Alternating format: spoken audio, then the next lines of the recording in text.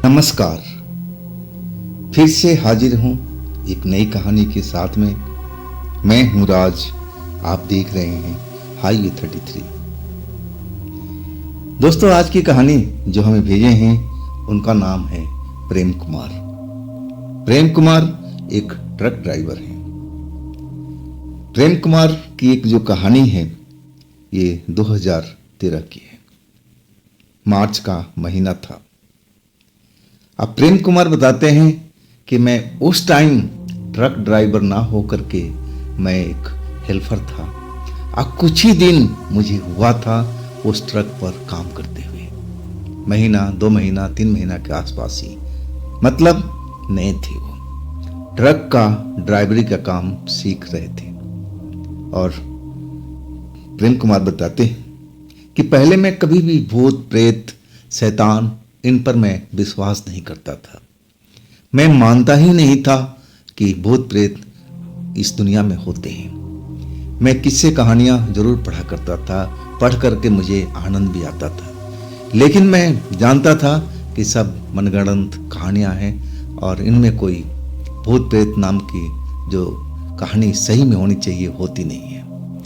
अब प्रेम कुमार बताते हैं कि जब मैं ट्रक लाइन में आया, 2-3 महीने जो भी ट्रक में गुजरा, जो मेरे उस्ताद थे ना, वो मुझे बहुत कुछ सिखाते थे। उनकी उम्र लगभग 50 के आसपास की थी और एक अच्छे ट्रक ड्राइवर हैं। ट्रक की बारीकियां मुझे बताते थे, लेकिन मैं उस टाइम जवान था, 20-22 साल का मेरी उम्र थी। अब मैं एक तरह से उनको बोलता था कि उस्ताद मुझे जल्दी से जल्दी काम सिखा दो ताकि मैं आपकी तरह ट्रक ड्राइवर बन सकूं।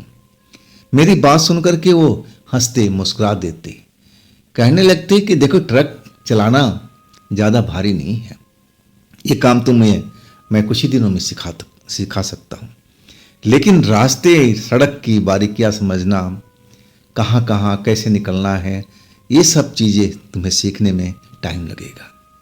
तुम इन चीज़ों पर ज़्यादा ध्यान रखा करो। वैसे मेरा जो गुस्सा था बहुत जल्दी आता था। मैं गुस्से पर नियंत्रण नहीं कर पाता था, लेकिन मेरे उस्ताद जो कहते थे कि देखो, गुस्सा तुम्हें बिल्कुल नहीं आना चाहिए। ट्रक ड्राइवर को अगर गुस्सा आ जाएगा तो ठीक नहीं है। शांत मन करके बैठो, तभी ट्रक ड्राइवरिंग हो पाएगी, क्योंकि 1-8 घंटे का सफ़र नहीं होता है, सफ़र लंबा होता है। बहुत कुछ वो हमें सिखाने की कोशिश करते और कुछ बातें तो मैं ज़रूर सीखता था। तो आइए चलते हैं अब आगे की कहानी में। लेकिन दोस्तों, अगर आप इस चैनल पर पहली बार जुड़े हैं और अभी तक इस चैनल को आपने अभी तक सब्सक्राइब नहीं किया है तो जल्दी से कर लीजिए और साथ में बेल आइकन को ज़रूर दबाइएगा ताकि वीडियो का नोटिफिकेशन सबसे पहले आपके पास पहुंचे, आप मेरी वीडियो कोई मिस ना कर पाए। तो शुरुआत करते हैं आज की कहानी। दोस्तों, मेरा नाम प्रेम कुमार है। 2013 मार्च का महीना, मैं वो टाइम तो भूल ही नहीं सकता। मुझे ट्रक पर आए हुए 2-3 महीना हो चुका था। मैं अपने उस्ताद के साथ ट्रक चलाने का काम सीख रहा था और 3 महीना के अंदर में मैं बहुत जगह घूम चुका था उस्ताद के साथ में, ट्रक की लाइन में। उस्ताद बहुत मेरे अच्छे इंसान थे, अभी भी हैं। ट्रक तो अब नहीं चलाते। तो वो घटना जो मेरे साथ में हुई है, मैं उसी के बारे में मैं आपको बताना चाहता हूँ। मुझे भूत प्रेत पर कभी भी यकीन नहीं था उस घटना से पहले, लेकिन वो घटना जो मेरे लाइफ ही बदल दी थी। तो क्या हुआ था मेरे साथ में, अब मैं शुरू से लेकर के अंत तक आपको पूरी कहानी बताता हूँ। मैं और मेरा उस्ताद अब हम ट्रक चलाते हुए, अब ज़्यादातर हम सफ़र रात में ही करना पसंद करते थे और उस रात भी ऐसा ही हुआ था। हम जिस इलाके से गुजर रहे थे, जिस रोड पर थे, अब मार्च का महीना था, लेकिन हवा में अभी भी बहुत ठंडक थी। ठंड सी महसूस हो रही थी। अब जो हमारा ट्रक था उस्ताद मेरे चला रहे थे, मैं तो कंडक्टर सीट पर बैठा हुआ था और वो मुझसे बात कर रहे थे। आधी रात करीब हो गई थी और वो कह रहे थे कि प्रेम, आज आप जो देख रहे हो ना, मौसम करवट बदल रहा है और आज तो कुछ ज़्यादा ही ठंड लग रहा है और दिन की तरह, तो क्यों ना हम लोग किसी ढाबे पर रुक करके गर्मा गर्म चाय पिया जाए। मैं भला उनको मना कैसे कर सकता था। मैं बोला कि आप जैसा चाहो उस्ताद, आप ढाबा देख करके चाय पी लेते हैं, फिर चलेंगे आगे। वो मेरी तरफ देख करके मुस्कुराए और कहने लगे कि हाँ, चाय पी लेंगे ना तो शरीर में थोड़ा बदलाव भी आ जाएगा, शरीर में पावर भी आ जाएगी। अभी शरीर ऐसा कुछ लग रहा है, भारी भारी सा लग रहा है। अब मैं क्या बोलूं, उस्ताद थे, उनकी बात को हर बात का जवाब देना उचित भी नहीं था। और अचानक जो ट्रक थी उनकी जो चला रहे थे, मैं देख रहा था कि अचानक ट्रक से इंजन से आवाज़ आने लगी, खड़ खड़ खड़ खड़। इंजन में जैसा लगा कि कोई चीज़ टूट करके टकरा रहा। अब उस्ताद ब्रेक लगाए फटाफट कि आखिर मामला क्या है, आवाज़ कहाँ से आ रही है। और जैसे ही ब्रेक लगाए और ट्रक का इंजन ऐसे ही खड़खड़ खड़ करके बंद हो चुका। उस्ताद के सर्दियों के टाइम में मैं देख रहा था उनके चेहरे पर पसीना आ गया था। वो समझ नहीं पाए थे कि अचानक ट्रक के इंजन में क्या हुआ। अब वो मेरी तरफ देख रहे थे, मैं उनकी तरफ। अब फिर एक आध बार वो ट्रक स्टार्ट करने की कोशिश करने लगे, लेकिन ट्रक तो बिल्कुल स्टार्ट नहीं हो रहा था। आधी रात का वक्त, सुनसान रोड, अब क्या हो। अब जो वहां से जो मेन जगह थी जहां पर मिस्त्री मिल सकते थे, अब वो जगह काफी दूर थी। लेकिन अभी उस्ताद अपने काम में लगे हुए थे। वो कह रहे थे कि मैं कोशिश करता हूं कि अपने आप सही कर लूं। उस्ताद पुराने अब लोग थे, पुराने ड्राइवर थे, हर गुर उनको पता था कि अब क्या करना चाहिए। इंजन को देख रहे थे, समझने की कोशिश कर रहे थे, फॉल्ट को ढूंढने की कोशिश कर रहे थे, लेकिन आखिरकार वो एक तरह से हाथ खड़े कर दिए। अब हमारी गाड़ी लोड थी और हमारी गाड़ी पर जो माल था वो भी अर्जेंट था, जो डिलीवरी हमें अर्जेंट देनी थी। और रास्ते में ट्रक का धोखा देना अब बहुत ज़्यादा अखर रहा था। उस्ताद अब कहने लगे, प्रेम तू ऐसा कर, तू ट्रक पर रह, अब मैं कोई साधन से अब शहर की तरफ निकलता हूँ। अब शहर भी काफ़ी दूर है, पहुँचने में सुबह हो जाएगी। अब मैं कोशिश करता हूँ कि सुबह मैं कोई मिस्त्री लेकर के आज जल्दी से जल्दी आ सकूँ। मैं नया था ट्रक के लाइन में, और वो भी ऐसी जगह पर ट्रक खड़ी थी, एकदम बियाबान सुनसान जगह थी। आसपास में खेती खेत और जंगल झाड़ दिखाई दे रहे थे। मैं ऐसी जगह में अकेले रहूं, मैं थोड़ा समझ नहीं पाया था। मुझे थोड़ा डर सा महसूस हुआ था। डर भूत प्रेत का नहीं कि कोई चोर डकैत आ जाए, माल ट्रक में भरा हुआ है तो मैं क्या कर पाऊंगा। अकेला होगा तो मैं देख भी लूंगा, कहीं ज़्यादा लोग आ गए तो फिर क्या होगा। लेकिन हमारे जो उस्ताद थे कहने लगे, तू डर मत, डरने से काम खराब होता है, हौसला रख, तुझे ट्रक ड्राइवर बनना है। अभी तो देख शुरुआत हुई है, ऐसे ऐसे घटना होते रहते हैं ट्रक ड्राइवर की लाइन में। अब फिर उस्ताद अब ट्रक मेरे हवाले करके रोड के अब साइड में खड़े हो गए थे, किसी वाहन का इंतजार कर रहे थे ताकि अब उनसे लिफ्ट लेकर के शहर पहुंचे। मैं भी बाहर खड़ा अपने उस्ताद के साथ में। कई वाहन अब वहां से तेजी से गुजर गए। उस्ताद रोकने की कोशिश करते रह गए, लेकिन वो रुके नहीं। अब एक ट्रक आता हुआ दिखा, रोशनी अब तेज उसकी नजर आ रही थी और उस्ताद जैसे सड़क के बीचों बीच आ गए थे। मैं उस्ताद को बोलना चाहता कि उस्ताद सड़क के बीच में था हो, रात का टाइम है, देख रहे हो वाहन कितनी तेजी से गुजर रहा है। तब उस्ताद कहने लगे, अरे मैं जान गया हूं, ये ट्रक वाले हैं, अब कैसे रोकना है मुझे पता है। अब मैं क्या बोलूं उस्ताद को, वो तो खुद सीनियर व्यक्ति थे। अब वो ट्रक को रोकने का दोनों हाथ का इशारा देने लगे। अब ट्रक ड्राइवरों का अलग ही इशारा होता है, रात का सिग्नल अलग होता है। अब वो पहचान जाते हैं कि अगला जो रोकने की कोशिश कर रहा है वो ड्राइवर ही है, फिर ट्रक रोक देते हैं। ऐसे ही उस रात में हुआ था। मैं तो डर ही गया था कि बीचों बीच जा करके मेरे उस्ताद खड़े हो गए। अगर ट्रक वाला ने ब्रेक नहीं लगाया तो मेरे उस्ताद का तो काम तमाम हो जाएगा। लेकिन ट्रक रुक गया बिना उस्ताद को कोई नुकसान पहुंचाए हुए। अब फिर उस्ताद मुझे देख करके हाथ हिलाए और कहने लगे कि मैं सुबह तक जल्दी से जल्दी पहुंचने की कोशिश करूंगा, तुम ट्रक के अंदर ही रहना, बाहर मत निकलना। और इसके बाद वो ट्रक चला गया शहर की ओर। अब उस जगह पर मैं अकेला खड़ा था। उस्ताद चले गए थे। अब ठंड रात का लग रही थी। अब मैं सोचा कि चलो केबिन में जाकर बैठते हैं, अब सुबह का इंतजार करते हैं। लेकिन जब मैं केबिन के अंदर गया ना तो वास्तव में अंदर भी ठंड महसूस हो रही थी। मेरे पास चादर था, चादर भी ओढ़ लिया और तब भी लग रहा था कि ठंड मुझे लग रही है। ना जाने क्यों ऐसा हो रहा था। अब कुछ देर तो बस सिकुड़ता रहा ठंड में। इसके बाद मैं थोड़ा बाहर निकला ताकि मैं एक राउंड ट्रक को मार लूँ और थोड़ा गर्मी भी अपने शरीर में पैदा करूँ चलने से। और वही मैं कर रहा था। और तभी मैं थोड़ा देख करके हैरान रह गया, यह कि खेत के अंदर में मुझे आग जलती हुई दिखाई दी। कुछ देर पहले तो वहां पर कोई आग नहीं जल रही थी, तो यह आग कैसे जल गई? जलाने वाले कौन है? मैं आग को देख कर को आप थोड़ा अपने आप को शांत अनुभव कर रहा था। मुझे लगा कि कोई किसान होगा, अपने खेत में आग जला करके आग का मजा ले रहा होगा। क्यों ना मैं भी चलूं वहां पर। मैं अपने मन में ऐसा ही सोचा था। मुझे नहीं मालूम कि उस जगह पर रात में और आग कैसे जली, कौन जलाया है।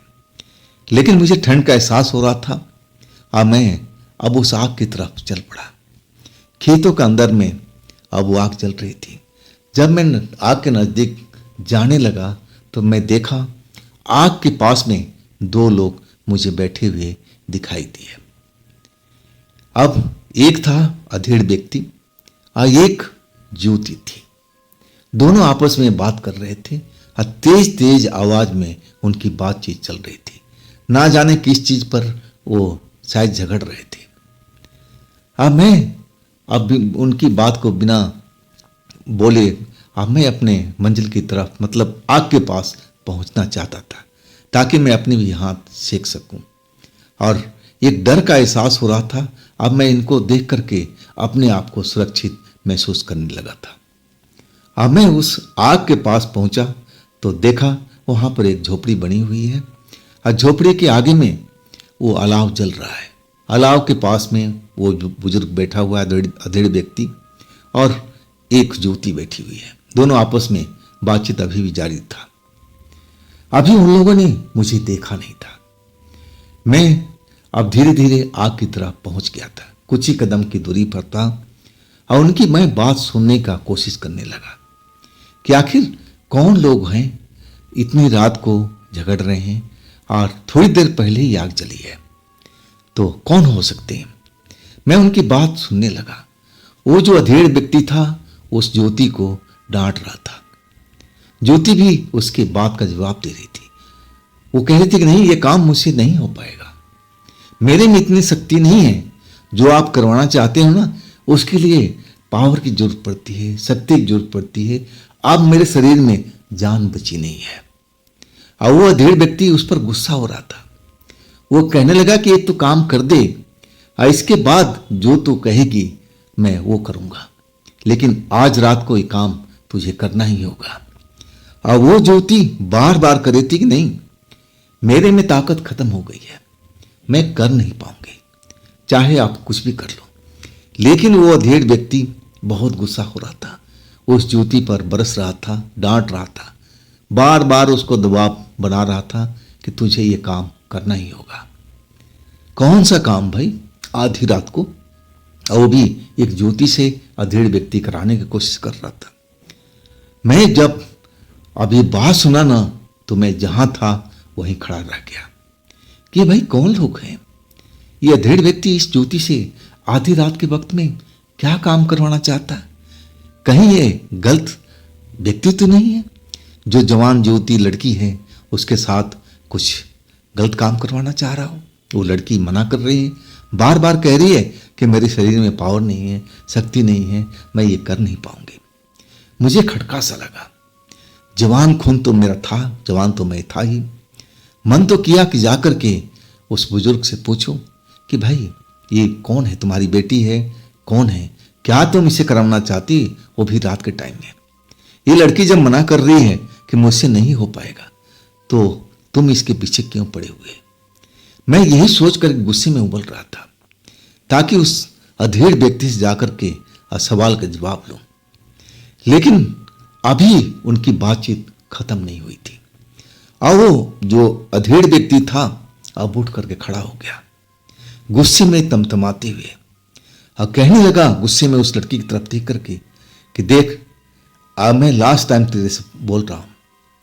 बोलने का लहजा बड़ा अलग था, जैसे बाप बेटी ना होकर के कोई और लड़की थी। अगर अपनी बेटी बहन होती तो उसके साथ ऐसा बात तो कभी बोलता ही नहीं, जैसे वो उस भाषा को प्रयोग कर रहा था। मैं समझ गया कि मामला कुछ गड़बड़ है। ये लड़की शायद इसके जाल में फंसी हुई है और जबरदस्ती कोई काम इससे करवाना चाहता है। और वो अब गुस्से में खड़ा होकर के उस लड़की पर रुआब झाड़ रहा था, धमका रहा था, कह रहा था कि देख, अगर तू ये काम नहीं करेगी तो जो तू आज़ादी से घूम रही है ना, वो आज़ादी तेरा बंद कर दूंगा, मैं तुझे कैद कर दूंगा, फिर उस कैद से कभी तू बाहर निकल नहीं पाएगी। अभी भी तेरे पास मौका है, जो मैं कह रहा हूं उस काम को तू कर दे, इसी में तेरी भलाई है। हाँ, रहा तेरी शक्ति की बात, उसको मैं बाद में देख लूंगा, तेरे लिए मैं सब कुछ इंतजाम कर दूंगा, लेकिन आज रात को मेरे पास वक्त नहीं है। ये जो काम मैं बता रहा हूं उसको करना ही होगा। मैं सारी बात सुन रहा था। जो बुजुर्ग व्यक्ति था बहुत गुस्से में था। लड़की डरी हुई अब दिखाई दे रही थी। जब बुजुर्ग डांटना शुरू किया, ये सब बात बोलना शुरू किया, तो वो लड़की कहने लगी, देखो, मैं आपसे बार बार कर रही हूं कि मेरे में वो पावर है ही नहीं जो पहले था, आप मेरी बात को क्यों नहीं समझते हो? अब बुजुर्ग फिर डांटने लगा। अब मुझसे रहा नहीं गया। मैं सीधा अंधेरे से निकल करके अब आग के पास पहुंच गया। जैसे ही बुजुर्ग की व्यक्ति की मेरे नजर पड़ी तो एकदम चौंक गया। अब बिना देरी किए कहने लगा कि जो जहां हो तुम वहीं पर रुक जाओ, आगे एक कदम मत बढ़ाना। कौन हो तुम और यहां पर तुम कैसे आ गए? लड़की जो सर झुकाई थी अब अपना सर उठा करके मेरी तरफ देखने लगी, और जैसे ही मुझे देखी उसकी आंखों में एक चमक आ चुका था, चेहरे पर एक मुस्कान फैल गई थी। वो बुजुर्ग मुझे धमका रहा था कि जहां तुम खड़े हो उससे आगे एक कदम मत बढ़ाना। अब तुम यहां पर किस लिए आए? कौन हो तुम? मैं तो तुम्हें जानता नहीं। अभी भी तुम्हारे पास मौका है, तुम वापस चले जाओ। मैं जवान था, जोश में था। मेरे सामने अधेड़ व्यक्ति था, मेरे से तो बहुत कमजोर था। मैं उससे तो काबू कर सकता था। मैं अब आगे की तरफ बढ़ने लगा, लेकिन जैसे ही कदम आगे बढ़ाने लगा आग की तरफ, अलाव की तरफ, वो बुजुर्ग व्यक्ति, अधेड़ व्यक्ति एकदम गुस्से से बिफरने लगा और कहने लगा कि मेरी बात मान लो, अभी भी तुम्हारे पास वक्त है, नहीं तो मैं कुछ कर दूंगा। अब मेरा गुस्सा और उफान पर आ गया था। मैं बिना देरी किए आग के पास पहुंच गया। अब आग के पास थोड़ी दूरी पर आग अलाव जल रहा था। अब मैं उस अधेड़ व्यक्ति को देख रहा था और वो मुझे देख रहा था। मैं देख रहा था कि उसकी आंखें अलग लग रही है, जैसे लग रहा था कि नशे में हो। आंखें लाल लाल चमक रही थी और गुस्से में चेहरा तमतमा रहा था वो। मैं छूटते ही पूछा कि ये बताओ, ये लड़की कौन है और तुम इसके साथ में क्या करवाना चाहते हो, वो भी आधी रात को? कौन है तुम्हारे रिश्ते में? बताओ तुम मुझे। इसके बाद मैं चला जाऊंगा, लेकिन अगर तुमने नहीं बताया ना तो मैं तुम्हें छोड़ूंगा भी नहीं। मैं गुस्से में मैं भी था, मैं बोल पड़ा और आग के पास बिल्कुल खड़ा हो गया था। आग में जो गर्मी होनी चाहिए थी ना, वो गर्मी मुझे महसूस नहीं हो रही थी। पता नहीं कैसी आग थी। अब वो अधेड़ व्यक्ति मेरी तरफ गुस्से में और देखने लगा और कहने लगा, नौजवान, तेरे पास अभी वक्त है, तू यहां से चला जा, मेरे गुस्से को और मत बढ़ा, तू निकल जा। तब तक लड़की जो बैठी हुई थी और उठ करके खड़ी हो गई और उस बुजुर्ग व्यक्ति की तरह अधेड़ व्यक्ति को अब प्यार से समझाने लगी कि आप मान भी तो जाओ, नौजवान है और देखो रात के टाइम में कहाँ से भटकता हुआ यहाँ आ गया है, तो थोड़ा उसको आग के गर्मी तो लेने दो, इसके बाद में बात करना, मुसाफिर होगा। लड़की उस अधेड़ व्यक्ति को समझाने लगी। अब मेरी ध्यान उस लड़की पर पड़ी। देखने में 22-24 साल की लग रही होगी, सुंदर थी। कपड़े जो पहन रखे थे थोड़ा अजीब जरूर था, लेकिन साफ सुथरा कपड़ा था। देखने में भी अच्छे घर के परिवार की लग रही थी। अब वो मेरी तरफ से उस अधेड़ व्यक्ति को गुस्सा शांत कराने लगी थी कि थोड़ा इसको हाथ सेकने दो, देखो ठंडक ज्यादा है, अब बेचारा सिकड़ा हुआ है। और तब जब वो अधेड़ व्यक्ति शांत हुआ थोड़ा, तब वो मेरी तरफ मुड़ करके कहने लगी, आ जाओ, आग के पास और करीब आ जाओ, थोड़ा आग की गर्मी ले लो। मैं अब उसकी तरफ देख के कहने लगा कि आप मैडम, आप इनके कौन लगते हैं? आइए, आपसे क्या काम करवाना चाहते हैं, आप मुझे बताइए। वो मुस्कुराते हुए कहने लगी, आप गलत मतलब मत निकालो, आप शांत से आओ, बैठो यहाँ पर, आग की गर्मी लो, मजा लो इसका। हम लोग आपस में ऐसा झगड़ा चलता ही रहता है, इस पर आप ध्यान मत दो। मैं थोड़ा आश्चर्य में था। अभी अधेड़ व्यक्ति उसको इतना डांट रहा था, फटकार रहा था और वो मायूस बनी हुई थी। अब उसकी आंखों में चमक दिखाई दे रहा था। वो पहले वाली जो लड़की मैं देखा था डरी हुई, सहमी हुई, वो नजर नहीं आ रही थी। अब अलग ही चेहरे पर उसका मुस्कान था मुझे देख करके। और वो कहने लगी, आप और करीब आ जाओ, आग का मजा लो। और उस अधेड़ व्यक्ति ने कहा कि जाके आप थोड़ी देर आराम कर लो ना, क्यों खड़े हुए, क्यों गुस्से में हो, शांत हो जाओ, थोड़ी देर आराम कर लेना। अब वो पैर पटकता हुआ अधेड़ व्यक्ति उस झोपड़ी के अंदर चला गया। अब उस जगह पर वो लड़की बैठी हुई, अब मैं था। मैं उस लड़की को देख रहा था। देखने में इतनी सुंदर लड़की, और ये इस खेत के अंदर, झोपड़ी के अंदर, वो भी आधी रात के वक्त अलाव जला करके क्यों रह रहे हैं, मुझे कुछ समझ में नहीं आ रहा था। अब वो लड़की सरकते सरकते मेरे करीब आ गई, कहने लगी, आप यहां पर कैसे आए? फिर मैं उसको बताया कि हमारा ट्रक खराब हो गया, वो देखो ट्रक मेरा खड़ा दिखाई दे रहा है। अब मेरे उस्ताद शहर गए हुए मिस्त्री लाने के लिए, सुबह तक आ जाएंगे। मुझे ट्रक के अंदर में सर्दी लग रही थी। अब मैं जब आग जलता हुआ देखा तो मैं आग का तपिश लेने के लिए यहां पर आ गया, लेकिन जब यहां आया तो आप लोग की बहस चल रही थी। मुझे लगा कि आपके साथ कोई अन्याय तो नहीं हो रहा है, मुझे यही लगा था। हाँ, तभी मैं गुस्से में यहां पर आ गया था। वो लड़की अब हंसने लगी, कहने लगी, वो तो नोक झोंक हमारे इनके साथ में चलती रहती है, आप मेरे लिए परेशान मत हो। क्या और आपको कुछ चाहिए? हमारी झोपड़ी में जो है आपका है। मुझे प्यास लग रही थी, शायद मेरे मन की बात समझ गई थी। वो कहने लगी, पानी की जरूरत है क्या? मैंने बोला, हाँ जी, थोड़ा पानी पिला देंगे तो आपकी मेहरबानी। इतनी सुंदर सुशील लड़की थी, मैं देख करके हैरान था कि आधी रात के वक्त इस झोपड़ी में अधेड़ व्यक्ति के साथ में क्या कर रही है। ये इनका आपस में रिश्ता क्या है, ये मैं पता लगाने की कोशिश कर रहा था, लेकिन वो लड़की कोई जवाब देने को राजी नहीं थी। तब तक वो लड़की झोपड़ी के अंदर चली गई। इसके बाद लौटी तो एक गिलास लिए हुई थी, शायद उसमें पानी था। पानी का गिलास लेके मेरे पास आग के पास आई। अब बड़े प्रेम से वो पानी का गिलास मुझे पकड़ा दिया। अब मेरी आंखों में देख करके मुस्कुराने लगी।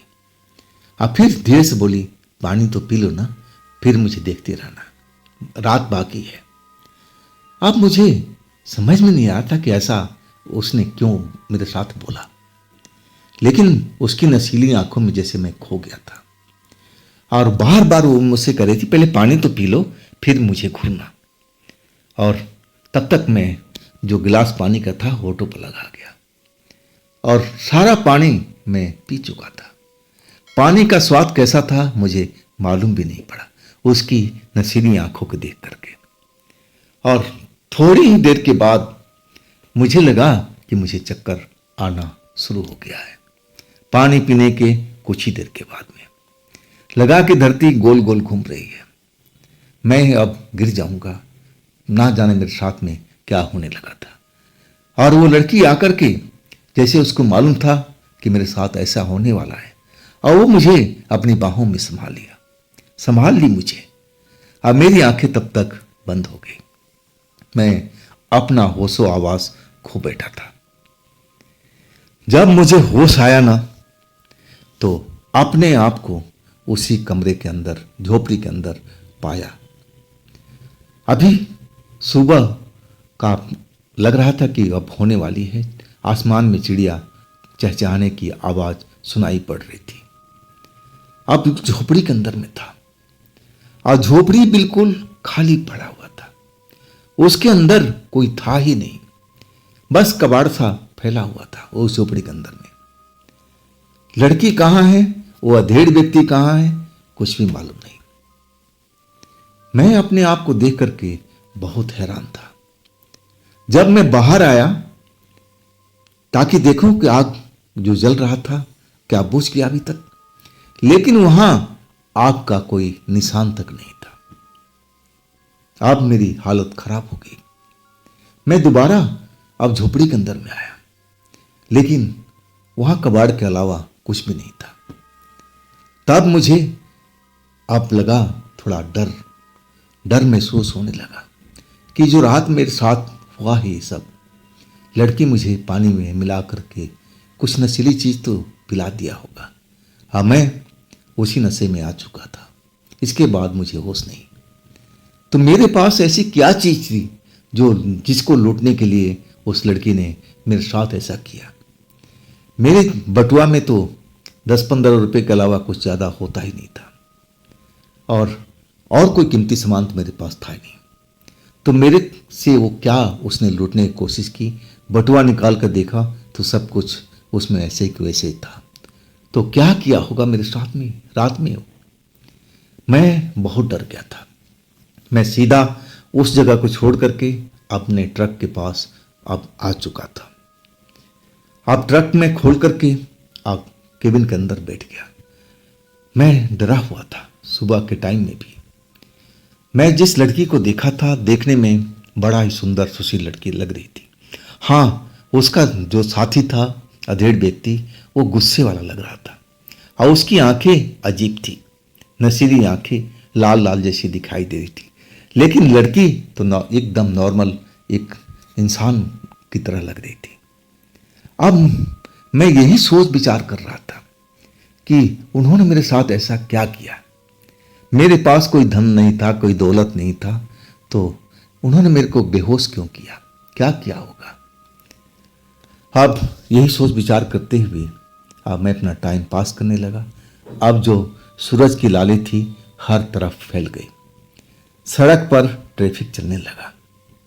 अब कुछ देर के बाद मेरी बाहों में दर्द होने लगा, जैसे कोई जख्म हो गया हो। अब मैं अपने शर्ट को थोड़ा ढीला करके अपने बाजू शर्ट देखने लगा, तो वहां पर एक कट का निशान अब मुझे नजर आ गया, जैसे कोई तेज चाकू से और कट लगाया गया हो और वो वहां पर खून सूख करके पापड़ी की तरह जम गया था। तो ये घाव कब मेरे साथ में लगा, मुझे तो कुछ भी नहीं मालूम। अब मैं बहुत डर चुका था कि रात में ये मेरे साथ में क्या खेल खेले हैं दोनों को मिल करके। अब अपने साथी यानी उस्ताद को आने की इंतजार करने रहा। उस्ताद जब लौटे तो दिन का 10 बज चुका था। मिस्त्री को लेकर के आए थे और मेरे से पूछने लगे कि प्रेम कुमार, रात में डर तो नहीं लगा? अकेले था आज की रात। मैंने बोला उस्ताद डर तो नहीं लगा, लेकिन मेरे साथ में कुछ खेल हो गया है। अब उस्ताद जो थे मिस्त्री, वो मेरी तरफ देखने लगे। मिस्त्री मेरी तरफ घूर कर देख रहा था, उस्ताद भी देख रहे थे। उस्ताद कहने लगे क्या हुआ प्रेम कुमार, तुम खुल के बात बताओ ना, ताकि हम लोग समझ पाए। और तब मैं शुरू से लेकर के अंत तक घटना बताया।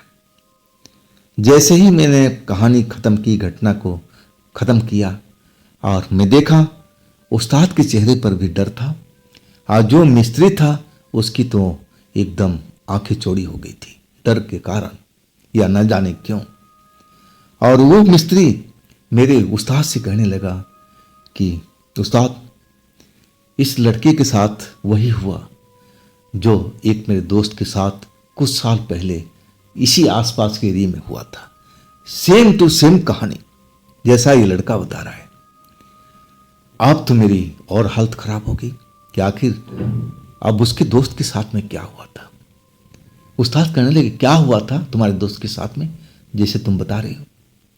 वो कहने लगा कि जैसे तुम्हारे इस असिस्टेंट के साथ हुआ घटना ना, और वैसे ही मेरे एक साथी के साथ में हुआ था। जो लड़की तुम्हारे असिस्टेंट को दिखाई दी थी ना, वो लड़की कोई सामान्य नहीं थी, वो एक आत्मा थी। और वो जो बुजुर्ग था वो भी एक शैतानी आत्मा था। और वो शैतानी आत्मा उस जो लड़की की आत्मा को काबू कर रखा था, और उससे बहुत उल्टे सीधे काम करवाता था। और उस रात जैसा आपका साथी बता रहा है कि वो लड़की बार बार कह रही थी कि मुझे शरीर में मुझे पावर नहीं है, शक्ति नहीं है, मैं ये काम नहीं कर पाऊंगी। और शायद जब तुम्हारे साथी को देख लिया होगा लड़की के चेहरे पर, तभी तो मुस्कान आई थी, और उसको समझ में आ गया कि मेरा शिकार मुझे मिल गया है। दिखाओ हाथ जरा, जहां तुम्हें घाव लगा है, चोट लगा है। वो मिस्त्री कहने लगा। मैंने शर्ट का बटन खोल करके अब बाजू दिखाने लगा। जैसे ही देखा बोला हाँ ऐसे ही निशान था उसके बाजू पर भी। जानते हो तुम्हारे साथ क्या हुआ? तुम्हारे खून को उस लड़की ने पिया है, अपने शरीर में ताकत लाने के लिए, पावर बढ़ाने के लिए। वही तो उस बुरी आत्मा से कह रही थी, जो अधेड़ व्यक्ति की आत्मा था, कि मुझे पावर की कमी है, मुझे पावर की जरूरत है। आप जानते हो पावर कहां से आता है? तुम्हारे जैसे नौजवान को खून पी करके जिंदा रहती है। आप तो जैसे मेरी और हालत खराब हो गई थी उस मिस्त्री की बात सुन करके। उस्ताद भी अब डर चुके थे। फिर मिस्त्री की तरफ देख के कहने लगे कि अब बताओ क्या किया जाए। वो जो मिस्त्री था कहने लगा कि अब क्या कर सकते हो, जो होना है अब तो हो चुका है। तब उस्ताद कहने लगे कि बाद में कोई इस लड़के के साथ कोई नुकसान तो नहीं होगा, कहीं वो साया बन करके इसके पीछे तो नहीं लग जाएगी। तब वो उस्ताद वो मिस्त्री कहने लगा कि हो भी सकता है, नहीं भी हो सकता है। हमारे दोस्त के साथ में तो ऐसा कुछ नहीं हुआ था, तो हो सकता है इसके साथ में ना हो। अगर आपका जी ना मानते हो तो किसी पंडित के पास चले जाना, किसी तांत्रिक को दिखवा देना, यही हो सकता है। अब तो मैं बहुत डर चुका था। उस रात की घटना मुझे सब अब बारी बारी से याद आने लगी। मैं उस लड़की का मुस्कान देख करके समझ नहीं पाया, और वो मुझे मेरी आंखों में देख के मुस्कुरा रही थी, बार बार जैसे कह रही हो कि मैं तुम्हें प्यार करती हूँ, मेरी आंखों में देखो। और मुझे वही लगा कि मुझे जाल में फंसा रही थी ताकि वो मेरे शरीर का खून पिए, और उसने ऐसा ही किया था। तो कौन हो सकती है वो लड़की? कौन था वो बुजुर्ग जो उस रात मेरे साथ खेल किया? क्या वास्तव में दोनों आत्मा ही थी? तो एक बुरी आत्मा और एक अच्छी आत्मा कैसे हो सकती है? लड़की वो अच्छी आत्मा कैसे हो सकती जो खून पर जिंदा हो? आप बिना खून के उसके शरीर में पावर नहीं बढ़ सकती। मेरी तरफ से तो दोनों के दोनों अब एक ही तरह की आत्मा थी, खूनी आत्मा। इसके बाद अब प्रेम कुमार बताने लगे कि उस घटना के बाद मैं तो बेहद डर गया था।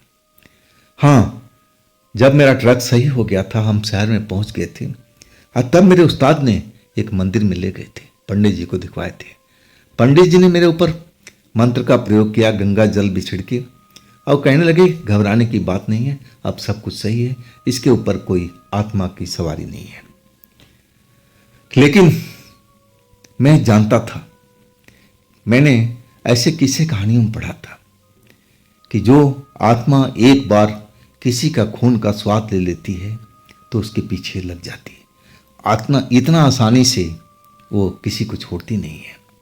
लेकिन ये सब कहानी की बात थी। लेकिन अब मुझे जो पढ़ी हुई कहानियाँ थी जिसको मैं विश्वास नहीं करता था, मुझे लगने लगा कि वो कहानियाँ जितनी भी पढ़ी हैं मैं, सब सत्य होगी, जैसे मेरे साथ वो घटना घटी थी। तो दोस्तों, ये थी आज की कहानी प्रेम कुमार जी की। अगर आपके पास भी ऐसी कोई घटना है जो मुझे आप बताना चाहते हैं तो आप मुझे इंस्टाग्राम पर या मेरे व्हाट्सएप नंबर पर अपनी घटना, अपनी कहानी को आप भेज सकते हैं। और दोस्तों, मेरे दूसरे चैनल पर भी आप जाइए, उनमें भी अच्छी अच्छी कहानियाँ मैंने डाल रखा हूँ। चैनल का लिंक इसी वीडियो के अंदर में डिस्क्रिप्शन में दिया हुआ है, तो एक बार उन पर ज़रूर विजिट कीजिए, उन कहानियों का आनंद जरूर उठाइए। और दोस्तों, अगर आप इस चैनल पर पहली बार जुड़े हैं और अभी तक आपने इस चैनल को सब्सक्राइब नहीं किया है तो जल्दी से कर लीजिए और साथ में बेल आइकन को जरूर दबाइएगा ताकि आप मेरी वीडियो मिस ना कर पाए। फिर हम कल मिलते हैं एक नई कहानी के साथ में। आप लोग अपना ख्याल रखिएगा। नमस्कार।